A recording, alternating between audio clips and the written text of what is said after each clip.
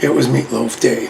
So I got this cool recipe for like a cheeseburger meatloaf.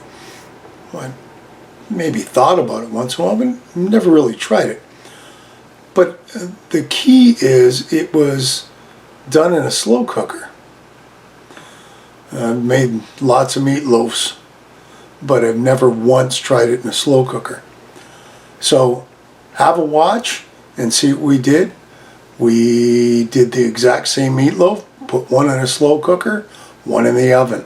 See what happens. So first thing we need is some hamburger, of course, because it's a meatloaf. I've defrosted 3 pounds of it out of the freezer, so it's all ready to go. I just gotta rip the freezer bags off of these things, and we'll have a nice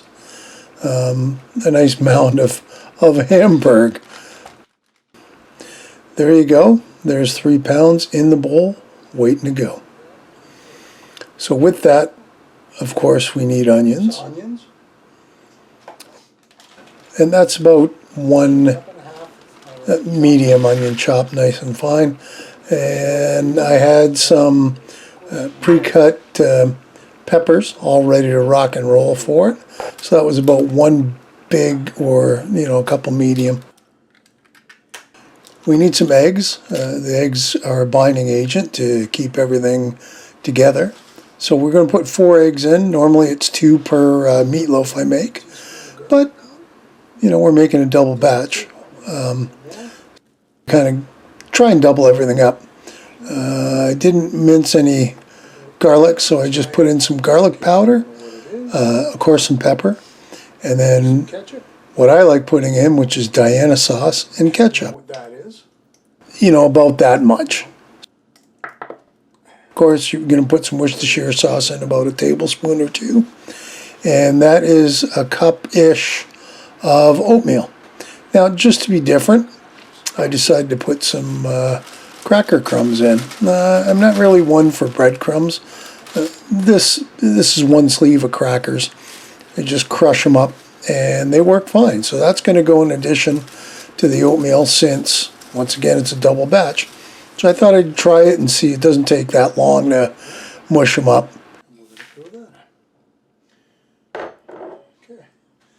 And there you go. Now the fun part.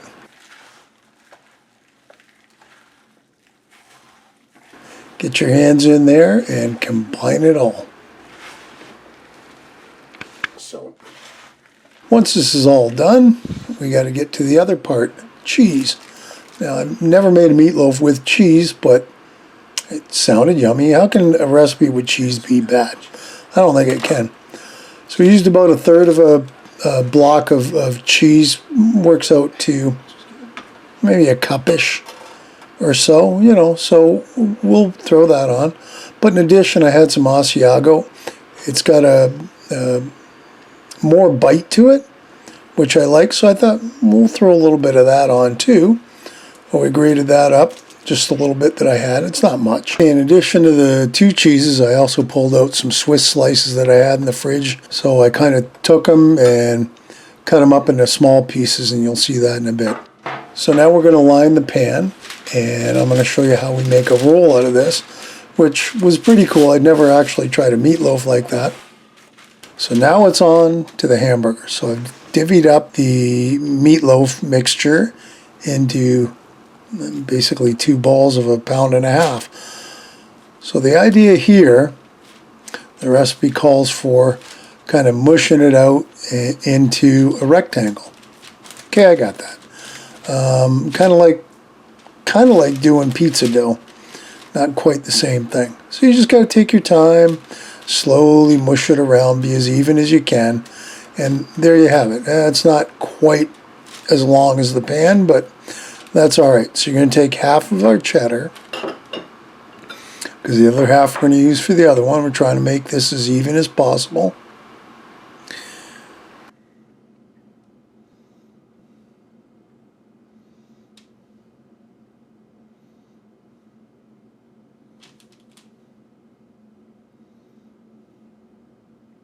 Spread around the Asiago. after I'm done being fussy with the cheddar, of course.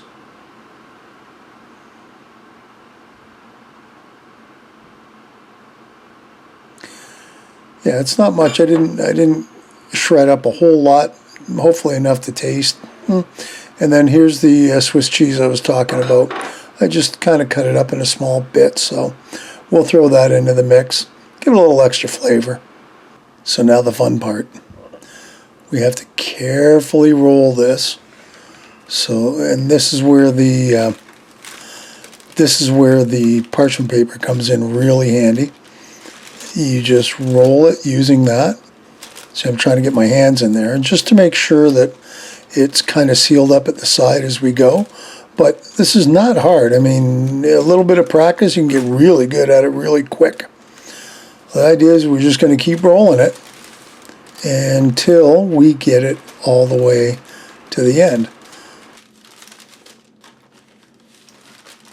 So then I made sure it was all nicely formed, because now this one's going to go into the slow cooker. Now, of course, I didn't really measure, so I kind of had to jam it in. As you can see, the meatloaf was a little too big. Now, I know it's going to shrink as it cooks, but, you know, live and learn. Next time I'll know. What I do, and I'll do this with the one going in the oven, is we'll throw some ketchup on the top, give it a little moisture, a little extra taste, and there we go.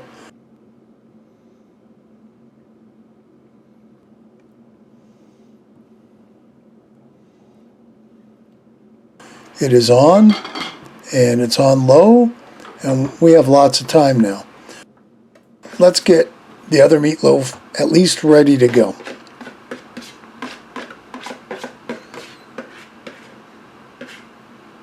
So here it is, all formed up nice and neat.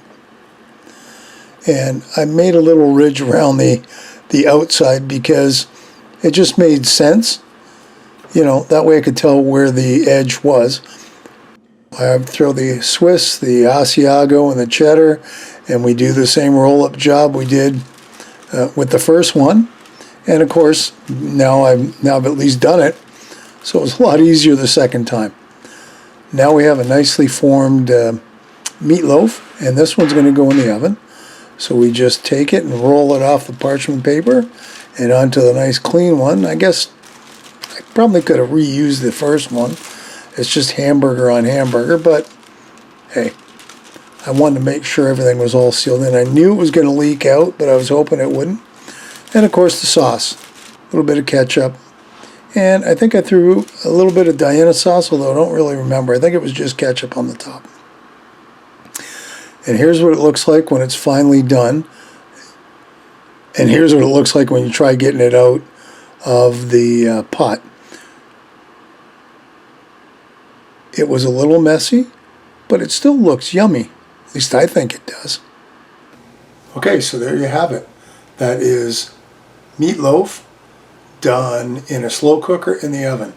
And I don't know, unless it's blazing hot, that I would necessarily do it in a slow cooker again. It held together a lot better in the oven. I guess if you left it out sitting for an hour or so to kind of congeal, you might not have such a problem with it falling apart. I know the next day I made meatloaf sandwiches, and of course you really couldn't tell the difference at that point.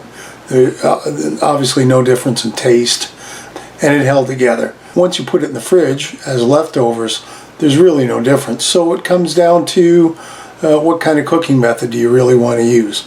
When it's really, really hot out, you might want to try the slow cooker. Other than that, the oven works just fine. Thanks for watching. I hope you enjoyed it. I hope you learned something. And as always, if you haven't subscribed, please do so. Give me a like down below. Feel free to share this and any of my other videos. I'd sure appreciate it. And as always, we'll see you next time. Thanks for watching. Bye.